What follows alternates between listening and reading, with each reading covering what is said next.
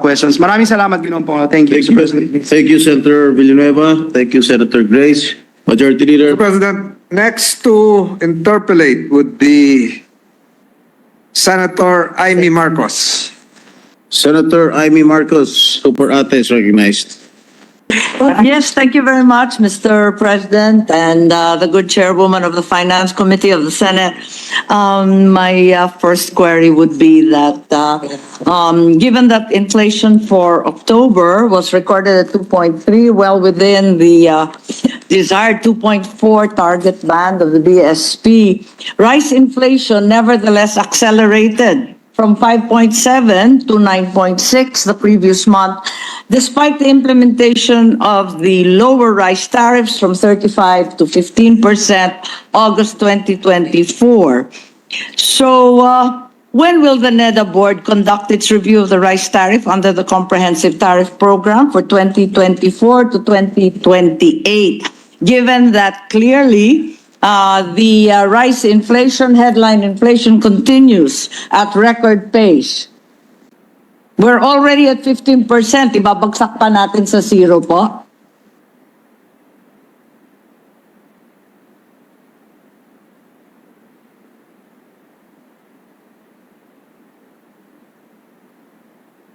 Okay.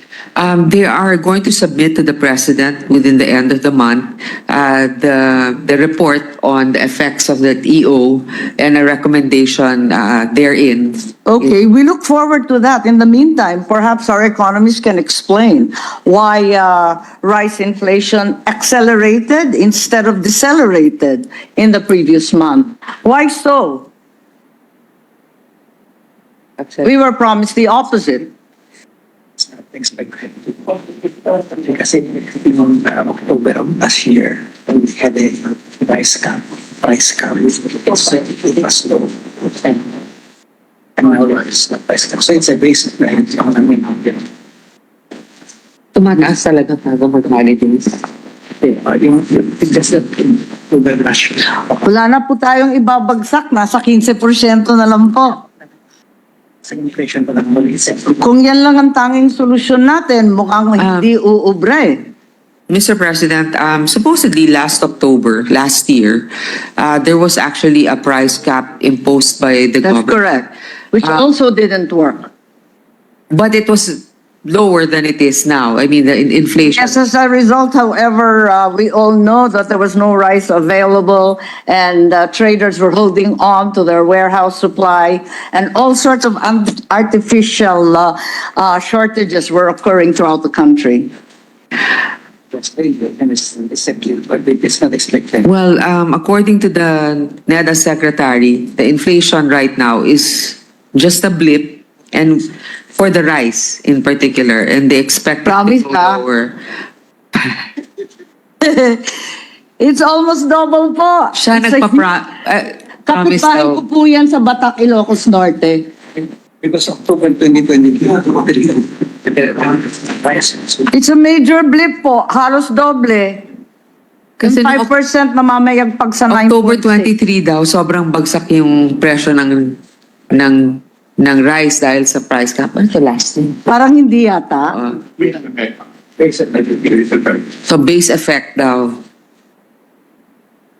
Okay, but I don't think that's quite the truth. In the meantime, given that we can't seem to look forward to a better rice prices, nor can we be assured that there are any other solutions aside from artificially set price ceilings and very little wiggle room in 15% tariff rates. The other issue is how much is the projected tariff loss for the implementation of the lower rice tariff? Huh?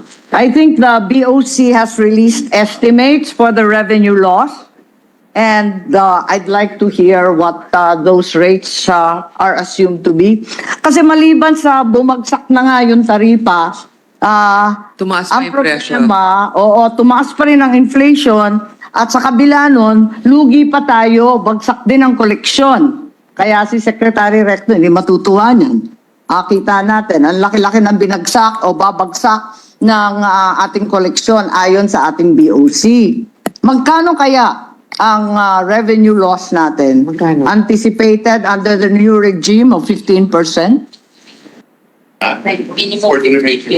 Nasa 16 plus plus na eh. Ang nabasa ko po sa dyaryo, mula sa 28.477 billion, ang revenue loss natin, 16.344 billion, nasa 12.103 billion. Menos pa sa kalahati ito, mukhang 1/3 na lang matitira. Tama ba to? Di wala na tayong pamumudnot sa ating mga magsasaka. Di na nga nila mabenta, wala pa silang maaasahang tulong. So we lose about 20 billion, 10 billion for the first 6 months, 9 billion for the first 6 months, 9B, first Yeah. 6 months. for a year it's about 20 billion. 20 billion. It's getting bigger and bigger po. Nag-umpisa tayo sa 15B, nasa 16 and a half nung nakaraan. Ngayon na 20 billion na. Palaki ng palaki po to. So, ang balita ko, nangako naman si Secretary Recto na ipapasok sa GAA at yung kakulangan siya na ang magpupuno. Tama po ba? Saan kukunin yan? Kasi parang palipat-lipat lang tayo ng pera nito. So, is the consideration therefore, hindi umuobra yung rice tariff reduction. Pag tuloy-tuloy pa to at hindi bumabagsak ang presyo ng bigas, ang ibig sabihin ba yung ating economic managers ay itataas na naman ang taripa sa 35% to cover the projected revenue loss? Kasi hindi naman pwedeng gaan ng gaay ang pupuno sa 20 billion na kulang. Well, presents the price as to what now the price manipulation. Nevertheless, part of the plan is to talk to the traders, sure that they pass on the penny.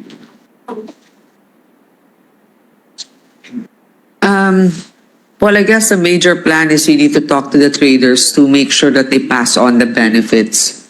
Ang mahirap po, alam naman ng mga taga-Vietnam, taga-India, at sa kung saan-saan na nangangailangan tayo ng bigas. Kaya nagtataas din sila ng presyo. Sinasamantala tayo. Nakikita natin, pinapayaman natin yung mga magsasaka sa ibang bansa, samantalang kinakawawa yung magsasakang Pilipino. Tama po ba to? Hindi ba ikukonsidera ng ating mga economic managers na itaas na muli sa 35% at mapuno yung projected revenue loss?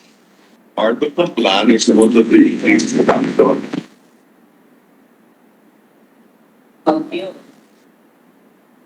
Part of the plan. Part of the plan is to also to encourage and to increase more production. Parang hindi naman realidad yan. Nakita naman natin sunod-sunod ng bagyo, hindi pa tapos yung alphabet po. Marami pang letra. At tigit sa lahat, nakita natin ang presyo ng abono, ang presyo ng krudo, nagsisitaasan, double whammy po.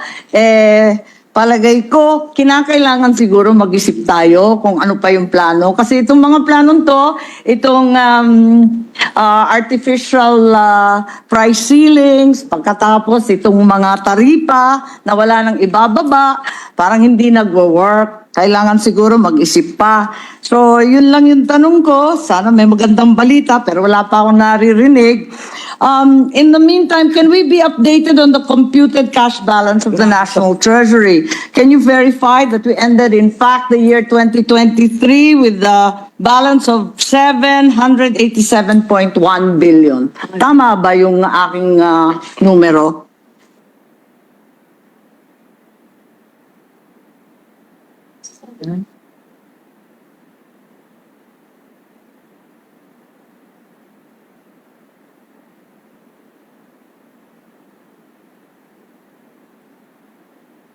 Oh, I think you're adjusting for borrowing. So are we reading the same numbers po?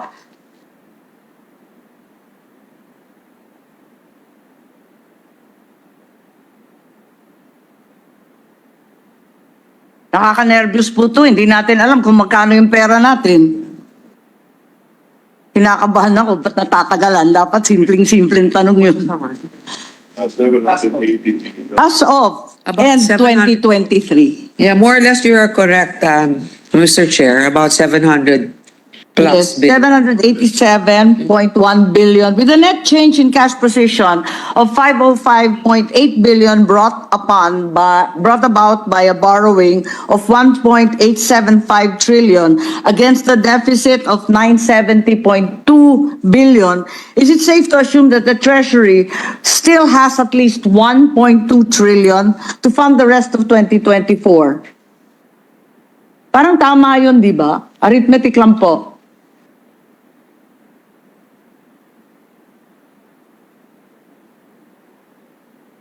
So, we have enough. 1.2 trillion. Tama ba yung nabasa ko sa dyaryo? Press release po ninyo to. If it is a press release of Secretary Rector, it's infallible. It's ex cathedra. So in short, we can pay for our obligations for 2024, Mr. Chair. So, is there already a projected cash balance for the end of this year, 2024? The projected cash balance of the National Treasury at the end of this year, since we're already right smack in the last quarter, siguro naman may projected cash balance na tayo at this point. What the previous finance secretary says in full confession, we can provide you the numbers privately. Privately. So it will be in executive session or will be provided at a later juncture. It's just projected, hindi naman siya absolute. We will have a positive cash balance. We can Okay. submit that to you, Yes. So Mr. President. that being the case, may I proceed to another concern? The Bangko Sentral of ng Pilipinas sold 24.95 tons of gold in the first quarter, the first half of this year, according to the World Gold Council. Can we be updated on the total net sales of gold for this year? Given that we have enough money to fund our expenses, did the BSP sell more gold? Even after the 25 tons almost in the first half.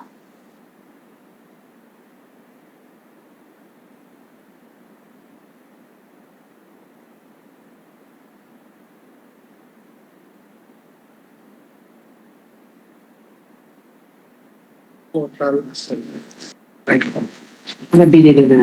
much gold have you actually sold?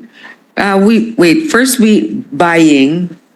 So far the total, Yes, is this as of the, July 2024 lang to, di ba? Ano to? 16 ano? Billion? abala ang marami po sa atin, sa ating mga mamayan, pati ating mga bangkero, pagkat ang ibang bansa bumibili ng ginto, bakit daw tayo biglang nagbabagsak at nagbebenta ng ginto? Eh samantalang sinabi po ninyo, sapat naman ang ating pera, bakit ba tayo nagbebenta ng katakot-takot? 16 15 billion. 16 billion. 15 billion, 733 million, 495,000. Okay. Tapos, yan yung binili natin. Oo. So far, Mr. Chair, for July 2024, 16 billion, 733 yung binili natin worth of gold. Ngayon, magkano yung binenta natin? Yes, we're aware Republic Act 7076 mandates all small miners to sell their gold first to the BSP. That's established by law. So we are saying that in terms of value, 16 billion was bought mid-year. In terms of weight, how much weight, how many tons of gold did we buy from local small and other local miners? In terms of weight daw. Yung weight nitong 16 billion. Anong weight niya?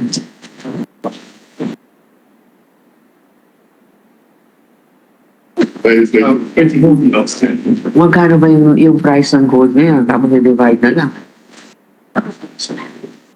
Per kilo. Per ounce.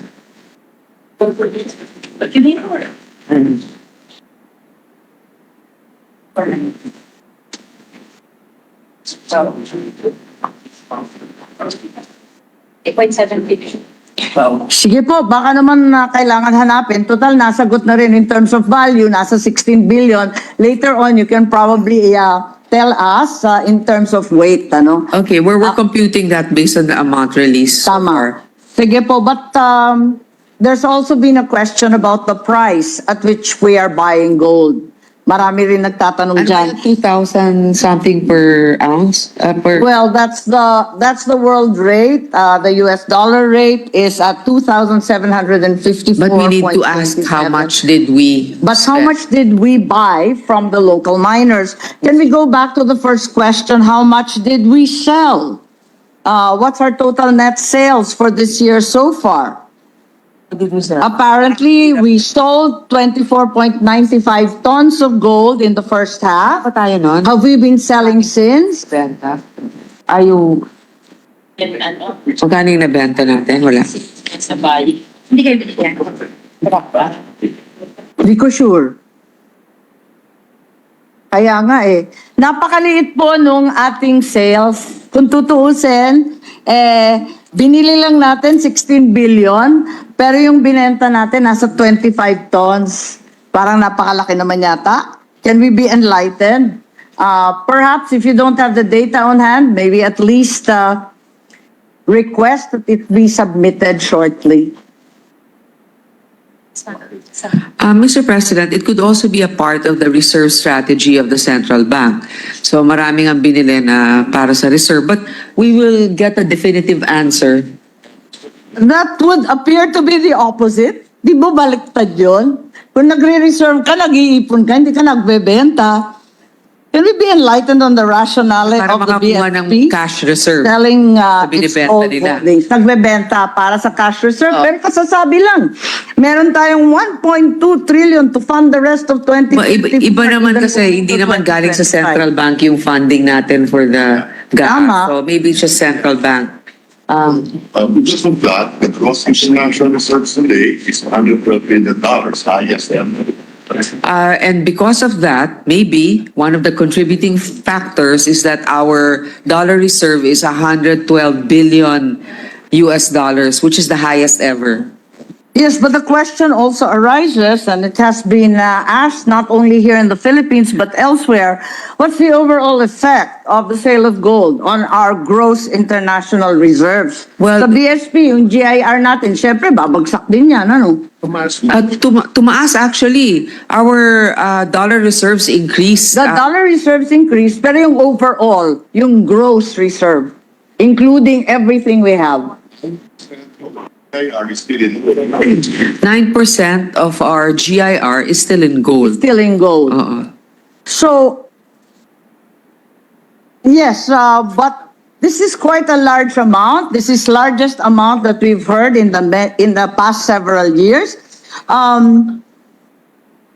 Assuming that the gold was therefore converted to US dollars, where were the proceeds of the gold sales invested?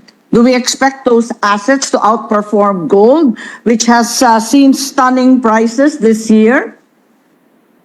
Actually, Mr. President, the reason why also part of the reserves were sold is because of the high demand and price of gold. Now, instead of holding on to it, when you also forecast that, or when you analyze that it's a high number or it's in demand, that's the time actually you also sell, but you keep a certain percentage for reserves. So the particulars of which all of your questions, Perhaps Mr. you can President, submit them. at a will be certain- submitted. Okay. We also would like to know what's the average price of the total gold sales of BSP. Is it higher than the current price of gold at 2,754.27 per troy ounce, which I believe is a record amount. So I doubt that, in fact, we sold at this exceedingly high amount. So our GIR could arguably been higher if we held on to the gold instead of selling it from the beginning of the year onwards. Siyempre, of course, we want to sell it when the price is high. Di ba, Mr. President? But Okay, it now. would have been wiser if we had held on to it kasi pataas ng pataas, hindi Yeah, po. but that's also a risk you take, di ba? Parang you also try to see your appetite for risk, di ba? You see that maybe you already have a threshold of this much. Anyway, bumawi na tayo ng ganito. We can sell here, but let's also keep. Because in the future, we still have the 9%. We can still sell that eventually. I mean, while we are also garnering more reserves, yung 9% na yun, ang pwede naman pag all-time high pa rin ang gold. Pero I share again, as I mentioned to our other colleagues, I share also your curiosity, and I would like to know how much the central bank sells per ounce. Gold and when. So we can compare to the market price. Baka naman sabihin nilang impressive 2,700 per ounce. Yun pala, at that time they sold it, it was worth so much more or so much less. So please submit that to us. Yes. And where did you and put the also- proceeds Yes. of those? And perhaps also, AAA bonds of Senator. most importantly, the rationale for doing so, given that so many countries are in fact in a mad rush to acquire gold. And here we are unloading our own gold. So it's a little peculiar. The timing seems to be different. I will admit, in fact, that everyone has a different investment strategy. But having said that, why are we so much against the crowd? In any case, we'll await your information and proceed to what several think tanks have advised, that a viable option would be to join the Philippines to join the BRICS alliance. Given that new members from ASEAN have already been designated as partner states. So I just wanted to hear what our economic manager's opinion is with regards to this. Is there a Philippine plan to apply following the lead of our neighbors? Not at the moment, Mr. President. We are at the moment, there's no proven or they don't see any benefit right now. We are already trade partners with those countries. And also, I believe that I think it may trade also is be not a conditional. primary incentive to join the BRICS. It was to determine that there be an alternative currency and the lower cost of doing business and so on. Our Secretary of Finance thinks that a lot of study has to be done, but right now there are no immediate benefits that we see. In fact, there are other trade relations that we need to operationalize. Right now, the preferred status in other European countries for our trade, our goods. Our FTA po with the European Union is almost dormant, with all due respect. That's why we need to be able to make sure that we revive it, if that's the right term for it. And But we want to revive but what we want to revive cooperation. is our economic cooperation with China. Yes, my curiosity is simply, why did Indonesia, Malaysia, Thailand, and Vietnam already join as designated partner states? Are we saying that we are entirely different from them? For not your situation, only Malaysia and Thailand. Indonesia's kasama na per press release. Okay, I'm happy to be corrected. But it was very, very clear on several media outlets that Anwar and the new Thai government and the new Vietnam head of state, all determined to join the BRICS. So this is not in our horizon, therefore. Can we update it in any case on the status of the Philippine RMB trading community launched in 2018? Is there any volume in our transactions that are directly denominated in renminbi instead of using the US dollar as an intermediary? Has anything happened to the RMB clearinghouse? Just by way of information. None. So we have no yuan reserves at all. All our reserves are held in US dollars, is that correct? Are all our reserves in US dollar? So we only have US and euro. We have US, yen, and euro, and gold. Yes, is it possible to get a breakdown? Or are we not allowed to find that out? Maybe not today. Is it possible that we can be provided with a breakdown of the gross international reserves of the BSP by currency type? Given that the bulk of the GIR, as you said earlier, is in foreign investment. So it's clear that our GIR is still dominated or ruled by dollar-denominated assets and foreign exchange. That's correct. I mean, it's by way of information lang. Like the other requests, may we submit that at That's fine. when we Sure. come up with I was data? just curious, the few tourists coming from China, can they directly convert renminbi to Filipino pesos without US intermediary? I'm sure there are informed exchange. No, I'm curious since we already stated that the 2018 yuan clearinghouse that was established is non-existent or has very little money in it. What then happens when there are transactions with China? Such a private banks, diba? Private banks, I believe that some of us who've had the time to go to Hong Kong's part of China, right?